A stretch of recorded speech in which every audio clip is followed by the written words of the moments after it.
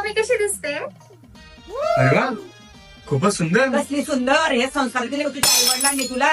काय jeans top घातलं ना, टिकली डोक्याला ना, मंगळसूत्र ना, हातात बांगड्या. काय हे असं? हे आमच्या घरचे संस्कार नाहीये.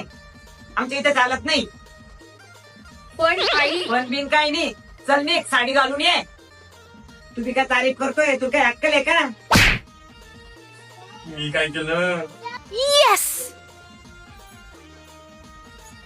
आता ठीक आहे नाही? आता ठीक आहे. आता चांगलं वाटतंय. आई, मी कशी दिसते?